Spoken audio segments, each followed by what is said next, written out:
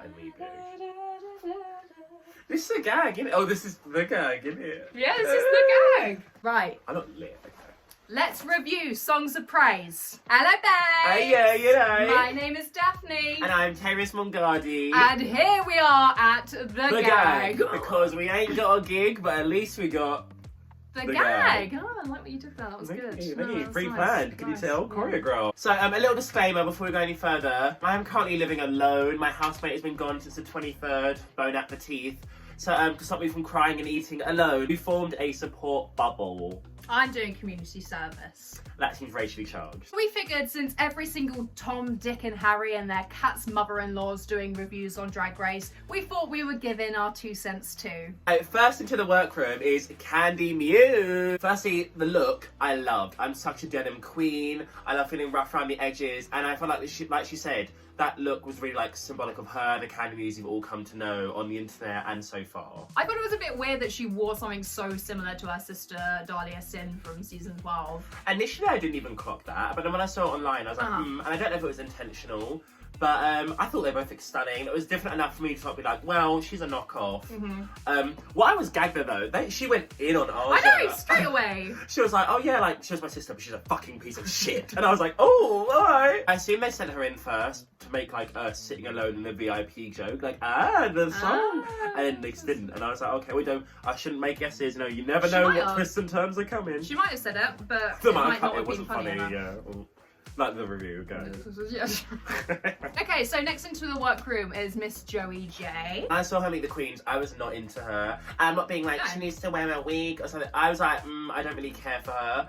But watching her in the workroom, I was like, do you know what, I buy it. I know that gay, I know that twink. They've yussed me, they finger waggled, they bought me a pink gin and cranberry in the club. I'm like, oh, what a hun. I love a shady girl, and I love someone who reads the dolls. Not Candy immediately. Everyone else, would think it in their head, but Candy immediately being like, is that a chicken feather to her face? I was like, oh. Because it wasn't necessarily like, oh, chicken feather, good tip. I'm gonna use some of these later on. It was just straight up, is that a chicken feather, you piece of shit? I mean, I think if you're gonna do what you're gonna do. She has no gigs. What she says, she performs once a week in wherever the fuck she's from, Kansas. Phoenix, Arizona. Oh, she reminds me of Phoenix. That's the drag queen You Phoenix. shouldn't compare Drag Race girls. But also, high key, I thought it was weird that Candy was like, you only have one show a week. And maybe it's because we're not super booked this year. Yeah. But a lot of girls I know only have 1 or 2 shows a week. So the fact, and then Candy's very lucky to be like booked and blessed. But she was like, only 1 gig a week. I knew I instantly disliked Joey J from the Meet the Queens because she reminded me so much of Pink. And then she said about like, I just love badass women like Pink. And like, she was like, oh, I'm here to represent the basic white bitches. But are you really telling me that the best basic white bitch that she could think of was Vanessa Carlton? Vanessa Carlton? I mean, Vanessa Carlton. The only thing I would have maybe changed about the outfit is have the chaps come above the leotard rather than tuck underneath. But for the most part, I think it's really nice energy. I'm also a bit bored of seeing this storyline. Like, we're 8 New Yorkers and I don't keyword this one, I think I like seeing just someone who's a bit more rough around the edges. Yeah. So I come from a smaller scene. I find it really refreshing. If I was like a drag queen going on this show, Candy would most likely be the one that I'd be like, oh, you're like the big deal. You're the one with the fucking song with Alaska. Like, she's already like somewhat of like a household name if the households were like little gay boys on Twitter. I feel like, yeah, you kind of like shrink into a shell, but I felt like she was just doubting herself constantly, every single second. And it doesn't help that like Candy jumped on that Candy's like, oh, you fucking chicken bitch! Now let's talk about the twist. So immediately, being in with a few seconds, they get the video message, come to the main stage. I actually thought it was really lovely that they got that moment with the judges to be like, tell us about yourself. 100%. So I realised that never happened until they critiqued, they're like, oh, tell us about yourself, but by the way, you're going to go home tonight. So I think it was really nice just to be like, oh, what do you like, what are you like? And I thought it was quite sweet seeing Candy be so nervous. She couldn't give any kind of eye contact. I really didn't think that would be the case. You're saying as if her eyes literally parted like the Red Sea. Yeah, it was like Kennedy Davenport giving a confessional. Like, I can't see anything. Good morning. So they're told from the get-go they have to lip sync for their life to Call Me Maybe by Carly Rae. I'm surprised that hasn't already been a Drag Race lip sync. I am so done with any time that Carly's done on the show. It's such an underwhelming lip sync. Well, I mean, Monique Hart's lovely cartwheel spun circles around my mind. What, lemon and juice? Yeah, very flat line. And this was the same. Controversial yet brave opinion. I would have given the win to Joey. I thought Yes, Candy was sweet. And I was like, oh, but the fact Candy was like, especially when he prefaced herself like, my biggest talent is my mouth. I couldn't figure out if she doesn't draw her lips very big or she just wasn't moving her lips a lot. The only thing I can realistically remember was Candy putting it on at the end and putting it off. I was like, everything else was like, you know, it's perfectly lovely. I looked at my phone quite a lot, but it was perfectly lovely. So the next two queens to walk into the workroom, we have Miss Denali Fox. I'm so into the outfit, everything. The obnoxiously long braid. I was at work. The Britney Spears reference. The nerve to walk in an ice skate in this really large, socially distanced workroom. Can I say how conscious of the Yes, car? I know. I noticed that too. They're doing their bit. It's good. I really liked her look, and you know what? I think there's a lot of Chicago girls that are really hyped to go and show, like Lucy Stool and like, all these people. And I'd never really heard of Denali. And one of my favourite parts of Drag Race is that as much as I love seeing like a Candy Muse, someone that I know, introduce me to people that I don't know. Like if I think about last season, all the people who I'd never heard about Heidi and Closet, she was over there in the cupboard. No one else. I don't think she had. Yeah, I'm just so excited to like get to know more about Denali and get to see her as a performer, and just really excited for everything she's gonna bring. I loved her dress. I couldn't stop staring at the dress. Secretly, I kind of want to get the raw footage of her just kind of like waddling around again with her ice skates. I was kind of gagged that she could just like put up a, you know, I've never skated. I didn't think you could do that. I thought you just gee. had to walk like you shut yourself. Yeah, I feel like I'm a roller blade. No, I'm a roller skater. No, so I can't blade because the roller skate's what you use for Starlight Express. So I always wanted to learn on those. On a blade, I'd be like wobbly wobbles. I was like, you know what, work girl, I see you. I see your narrative, and I respect it. Next into the workroom, Miss Lalaurie. Firstly, the look. I do like. I could have done with a hem, but you know, I love a socially conscious girl. She's got a mask, you know. I think... the Lana Del Rey mask. Is it Lana Del Rey? Yeah, it was. Lana Del Rey wore this mask like recently that had a bunch of holes in. It was like a. I guess all born to So die, it's not like a. Miss Lalaurie for me, I wasn't super taken aback in the Meet the Queens. I do, however, now think she's going to be the narrator of the season. 100%. Absolutely. I think that some people just have like an energy about sound bites. Yeah. And what I've noticed, I think it tends to be I'm black and I'm from the south. Like Lalaurie, Monique Carr, Widow Von Du, like Apalala. She is very, very likable. But this look, tell me if you went to Partido and got like a women's magician set. That blazer will absolutely. It wasn't even hemmed. The fabric is that janky like janky, not the janky. Like, you've got some. I've got some. I mean, I've got some. A bit where? Opposite Chadra Square, you've got that really like weird like Narnia type like. I know the shop you're referring to. And it's all outside, and it's just like sequins, but it's not bumpy. If you felt it, it's smooth. It's like a shiny circle. Oh, it's like a shiny circle. The gold, the square. Yeah. So they move on to the main stage. You get the call, and Denali. I was like, you poor thing. Like, I still think she turned the lip sync out, but the fact the producers were like, nah, keep them on. I can't, like, just health and safety. Like, they didn't know what Lala was gonna do. So how were they gonna make sure that Lana wasn't just gonna, like, walk into Denali where she's doing a fucking backflip and, like, and so part of me was like, I guess part of me was like, oh, maybe they didn't want to spoil like what's about to happen. But if they were just like, girl, you're going onto the main stage, you wear your normal shoes. Yeah. That's like, put on your dancing kickers, you know. Like they have to lip sync to When I Grow Up by the Pussycat Dolls. Do you know what? Right, controversial. People are like, I'm annoyed that this was redone. I personally am not annoyed because even though Coco served at the original time, I have a weird gripe with Coco being a 40-year-old man. Like, this is my Kiki Chow gig. I was like, oh, like, why is she over teddy bear? Like, ooh. But the lip sync, I probably would say, of all the episodes, was the strongest. This one? Yeah. Really? Well, in terms of both sides, I'd say this is the one that, like, really? I felt like a lot of the others were a bit more, like, clearly one-sided. But this is the one that I'm like, wow, I thought they both turned it. Denali props at like the skate work. I agree that Lalaurie won, but I think it was partly because Denali was still serving it in her body. But I think you could see that like anxiety of doing. Well, you would, because you'd be so self-conscious of literally killing someone. Lalaurie just had more fun with it. I love a little titty shimmy. I was watching her the entire time. Instantly kind of going into it, I kind of was more warm to her anyway. So we find out Lalaurie has won a lip sync. Agree? Hard agree. Agree. In my mind, if Denali wasn't on skates, this would be the one that I could really see it going either way. as opposed to the others. So I was like, oh, Yeah. right, fair.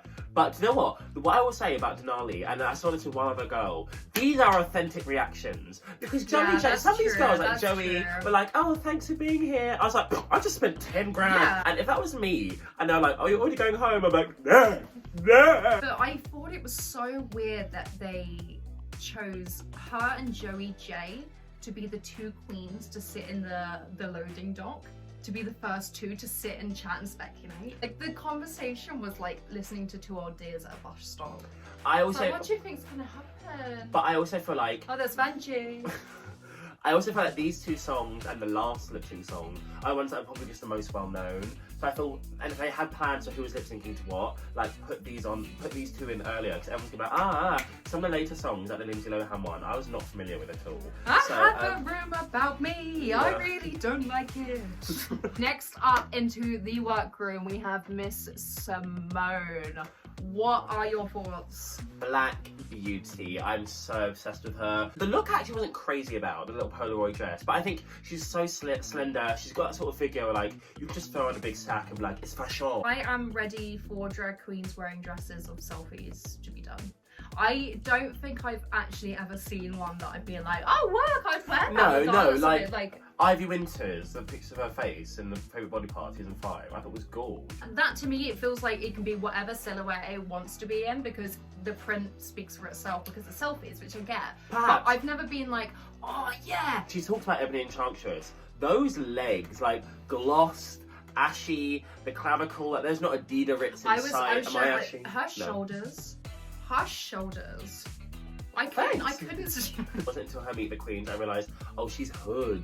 Yeah, Like, she's from very Arkansas, charming. I was like so endearing. And we know Rue loves a little like young black girl from the south, like Chi, rest in peace, like Heidi. I think I can tell Rue's already obsessed with Rue her. was sold as soon as she was like, so we might be related. So next into the workroom is Tamisha Iman. Let me just say right now, I am the biggest Tamisha Iman stan. Do you remember the drag queen that did Holding Out for a Hero? Candy Iman Dupree. Yes, and that's her mum. It's Tamisha. I know, bless her. Like, Love that. I love a structured shoulder. I love a silhouette that's like, hey, I'm obnoxious to a drag queen. She's into fashion. My favourite quote from the entire series. First of all, aside from the fact that she keeps on referring to RuPaul as the lady. That lady over there said we're going home. Favourite quote from the entire thing so far, and I think it probably from the entire series I can safely say, is Simone going, I love the shoulders. Thank you, I'm into fashion. I just think, Thank you, I'm into fashion.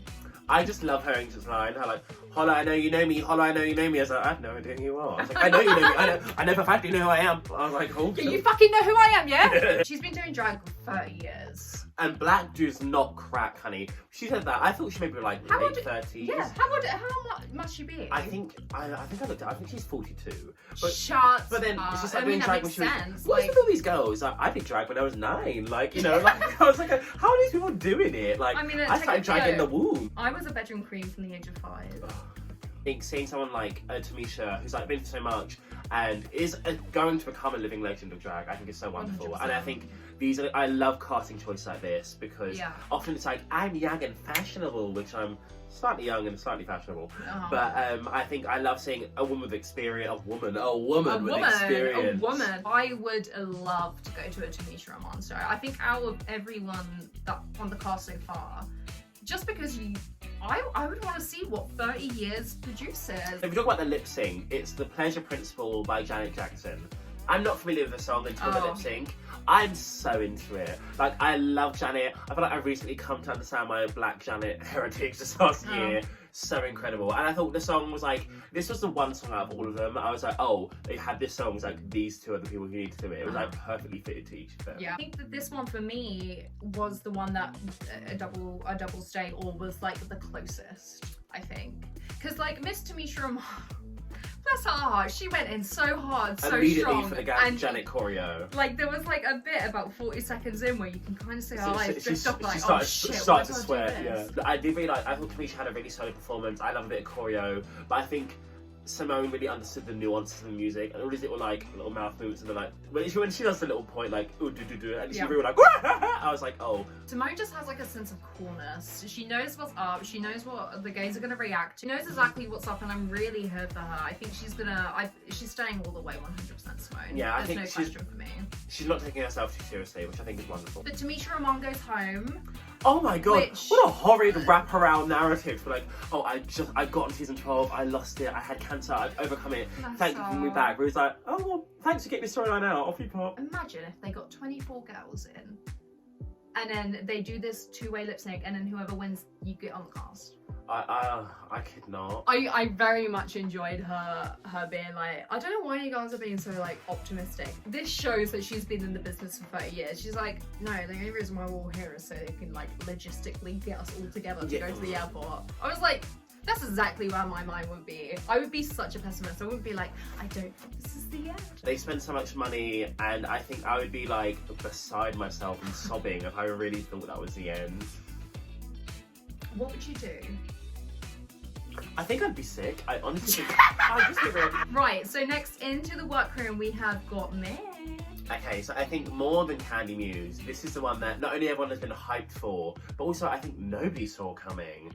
Like, I never thought they would cast him because there has been a bit of a transgender version so far on the show. Obviously, we've got Mick in the next series of All Stars. We've got another trans performer. You don't know that? It's not been confirmed. It's not been announced. Obviously, as a trans person, it brings a lot of joy to my heart. But my first thought is, okay, now let's not stop.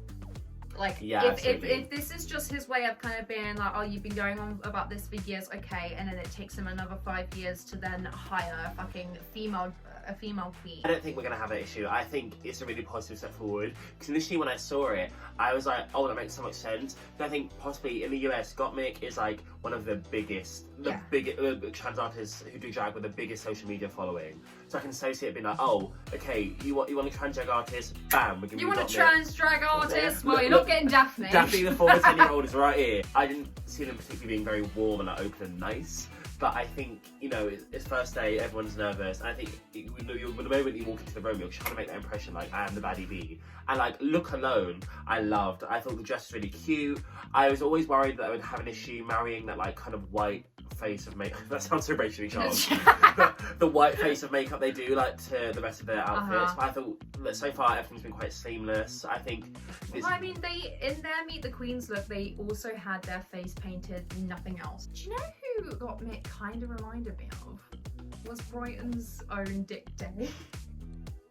Do you see it? I don't know if it's just because of the black victory rolls and like the like campy, like happy-go-lucky kind of like attitude, but he really reminded me of Dick Day. I think as a person, maybe Gottmik reminded me of like Pheromone, in terms of like that sort of like. Do you know energy. What? I can definitely see Gottmik and Pheromone sitting in an IHOP complaining about their burnt pancakes. They are friends. I felt like they were roommates actually, and they were roommates. Correct me in the comments if I'm wrong. I'm pretty sure they were roommates. Oh my god, Ren Stew! That's not gorge. So next in we have Miss Utica. What are your thoughts on Utica? Meet the Queens, obsessed with the look, both for the reveal in like the gingham and the like other runway they did with the yarn. I was like, wow, what an incredible visual artist. I hate the entrance look. Stop it! Beyond hideous. Stop like, it! I don't. And maybe I have a very demure classic taste level, as you can see. Awful. I thought. If only you could see her bare trotters sitting right now. I regret nothing. Oh my god! The strawberry on the head, and I thought the strawberry when they're like, I haven't now get the strawberries. Spoilers for later, 5 minutes time. That was cute. I was like, maybe a strawberry brooch or something. No, because I think it made so much sense when she explained about like the strawberry. Because at first I thought it was like a COVID joke. I was like, a bit weird. A lot of people have died, like, sickening. Like, I was just a bit like, ah. And then when she said, no, I don't think the strawberry and the ancients I think you're reaching, Mama. It's a high shelf. That's a reach. But like, as soon as she said about this, like the strawberry and being allergic and like the snot going up into her hair, and then like the miming, nothing coming down. What does that have to do with the rest of her? From the neck down? She was throwing like a strawberry pip and then couldn't catch it in her mouth, and I just thought that was really lovely. That is not correct. But another look that comes on later on, my favourite Drag Race entrance look.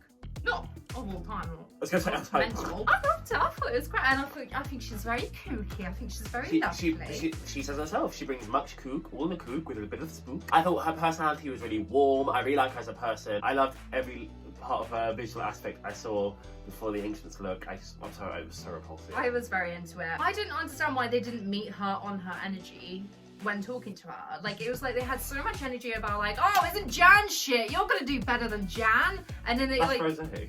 yeah, I know, but like, spoilers ahead. Some people have been very generous with, and I'll come back to someone else when we see them in later in the episode. What did you think of the lip sync? I thought it was a bit cringe. I actually think this would be the one I would pick. Oh, what, for the songs that you do? The songs I would do. If I thought which was the best. I was like, that is not correct. If I had been given a list of all those songs, I think for me, I would have wanted to done this one. But like, listening to the lyrics, there were so many things that they could have done with that. And I think Utica, at a push, did a little bit more with like the interpreting the words. But I think both of them really didn't take advantage of like, hey, we're doing a stupid song that no one really knows, and it's like, like that's fun. And it's like, and there's no pre-expectations of that either. I think the best track record you can have if you go on the show is to lip sync the most amount of times. First of all, to get the most amount of airtime, lip sync the most amount of episodes, to show what you can do lip syncing, which is going to be your trade outside of the show. And to be fair, if you lip sync an episode, they will give you spotlight in the episode. Absolutely. You've got like a stake in it. When you look at like people like Monet Exchange and like Cameron Michaels, because they're in Trinity K Bonet, because they lip synced so many times, they got significantly more gigs than they probably would have. Jujubee.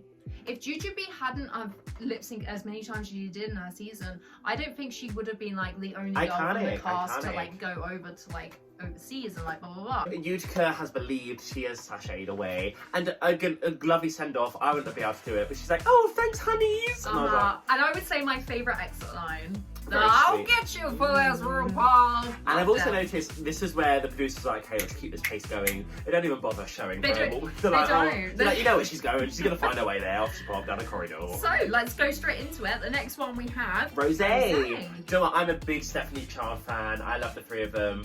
When Jan was on, I was at work and I was so excited to see what Rosé would bring. I like Rosé. I like what she's doing. I didn't get the tooth.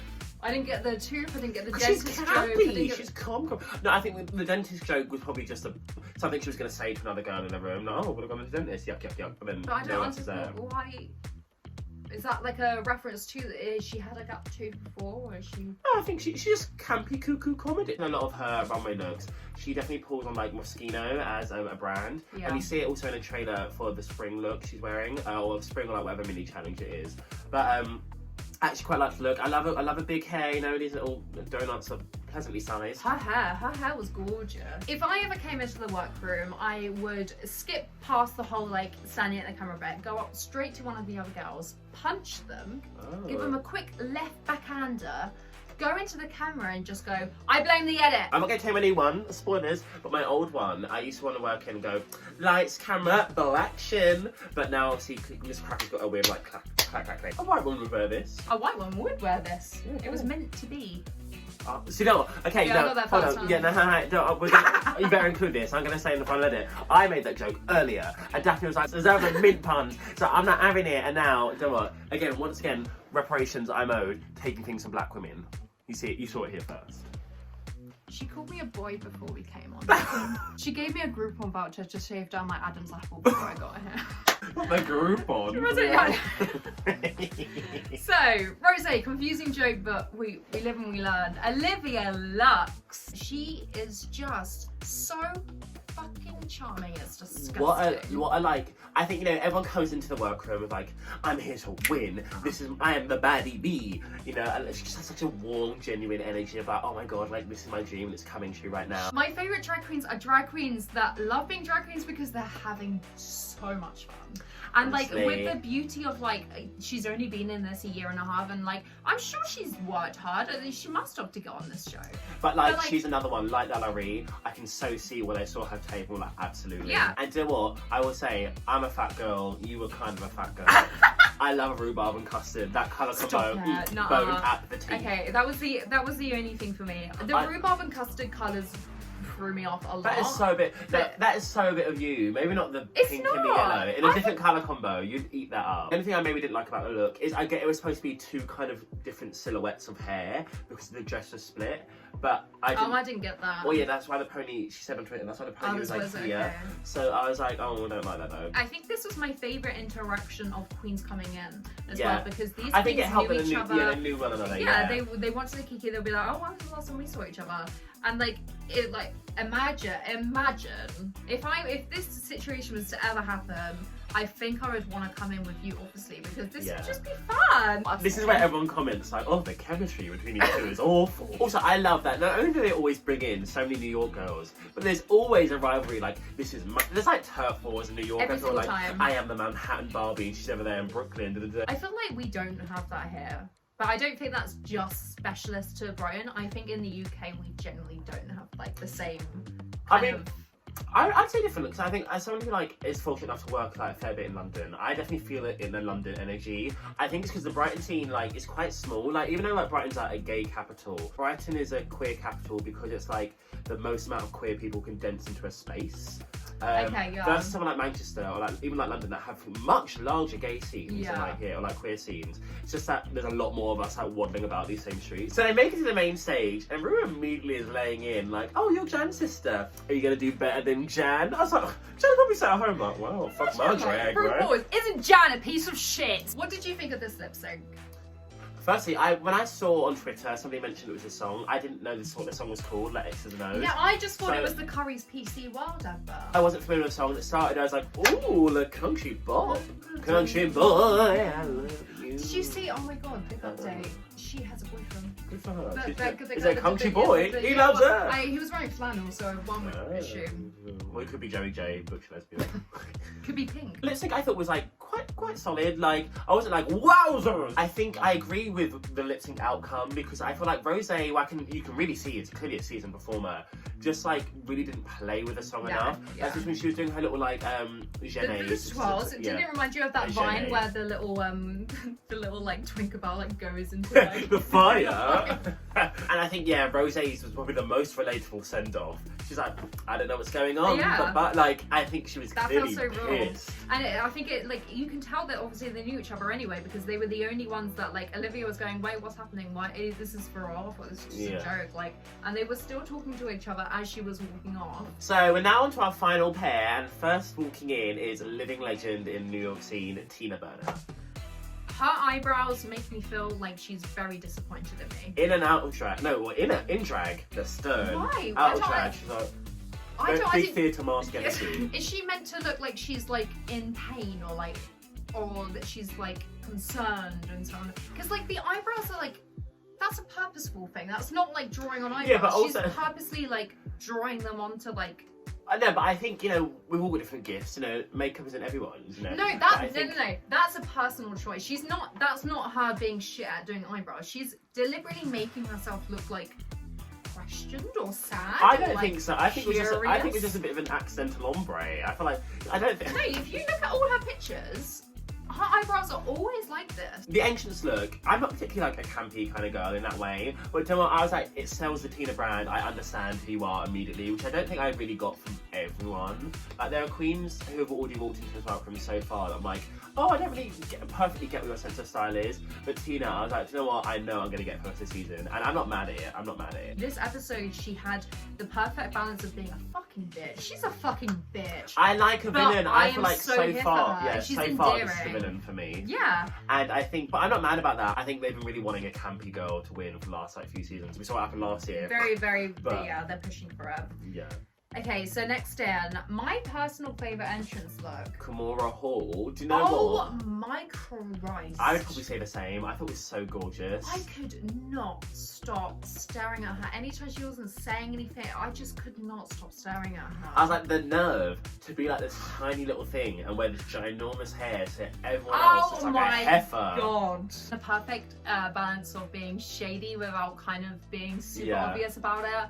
I think she has a great personality. I want to see her go far in this competition. And then we have Miss Elliot with 2 T's. Okay, so I knew there was a reason why I didn't like this look, and then when they were on the main stage, Ru loved it, and I figured out why I didn't like it. I don't think she liked it. I think she probably liked it. She probably said, because it was very, Tina was very clear, I do not like this outfit. She's just like, I love it. Do you not kind of get a big Glee project reject from his confessional? No, I see him as like the real life actor who'd play a character on like Ed, Ed and Eddie or something. And then obviously the rap, the sick beat. It was my least favourite Ancients look and Ancients line of the episode. But seeing her interact with the other queens, I also think it was like, I do have a soft spot for Elia, because I think it must be hard when like girls are making it clear they think you're less than them. I guess it would have been harder for her to go in with these 2 people, 2 of the shadiest, I think they saved until last. And I think they definitely did this on purpose, because I think casting saw Elliot as a weak link. Not even necessarily a weak link. I think more of like a soft personality and a bunch of really hard personalities. I feel like there is a reason they've cast her, and I feel like she must have like a level of skill that we're not seeing, because is she a look girl? Perhaps not, but I don't think not everyone is, you know. And then she says she's a dancer, and I guess even Lady Marmalade, which is a lip sync song, I don't think you're going to be like, Prima Lady. So I think she definitely has like, how out of breath on that. Prima Lady. So I think I have to listen to Christina Aguilera hit that note and I get a stitch. Surely in their minds, they must all be thinking, okay, which one am I? Am I little Kim? Like, don't yeah, you like... And I thought it was so bizarre that they did a freeway lip sync to a non-freeway song. Isn't it? No, it is. Isn't it? No, it's not. It's very famous for 4 people. You've got Christina Aguilera, Pink, Maya, and Did they even use any of the pink bits though? I always skip the pink bits. Joey J just came in halfway through. Stop. I never enjoy it when there's more than 2 queens on the stage. I think it's hard. You then have to find the balance of like, am I trying to really upstage these other people in the space that we've got? Or I think, yeah, it did look a little bit cluttered.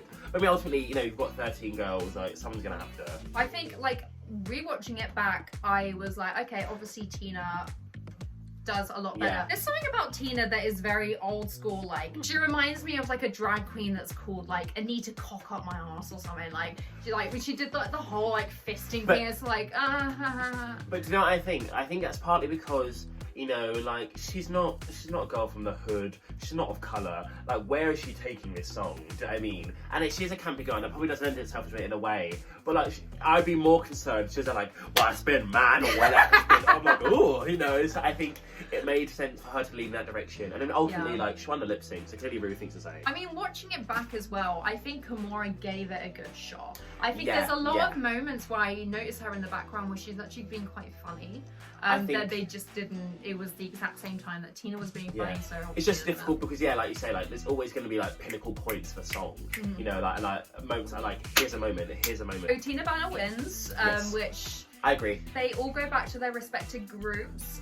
This was the moment that I knew that this was a shady fucking group of girls when Utica did not get told that her wig was all the way back. Here. They were all sitting there talking about what's gonna happen.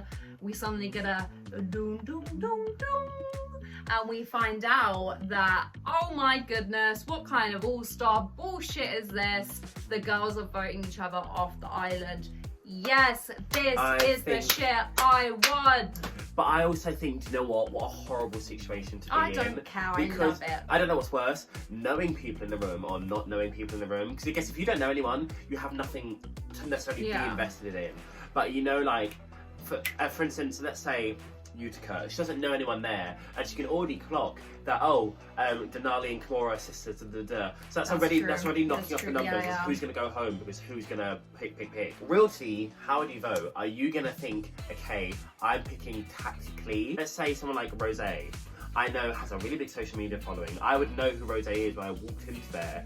So part of me would be like, do I send her home because that's a threatening girl? But also, do I send home someone who I know already has a huge fan base? Because my career is ripped. If All Stars has shown anything, is that playing the game as RuPaul intended the game to be played, almost like the game that Gia Gunn played in the last series of All Stars. I think he wanted all competitors to be like that. Now, when you're invited back into All Stars, if you attack someone like Valentina, who literally a whole fucking army will come after you, and you have to be so fucking conscious about these decisions. And I think it's harder because going into All Stars, you have an idea of people's fan bases. So you can be like, well, I ain't sending Valentina home. Real answers, real tea mama, or real tea. Who do you pick? I would pick whoever. No, I don't want this like PC. I'd pick it out of these. Oh no, who's 7 girls? Oh, Elliot, obviously. Do you think you're picking Elliot because you've seen the episode, or as a girl who didn't see anything except for Elliot walking I think she's a bit shy, I won't lie. No, obviously all drag's valid. I'm sure she's a lovely gal. Say if I was like in the situation, I would have to think about it as like, who do I realistically want to work with? Let's not think about it as a TV show. Who would I want to be on a bill with in a show?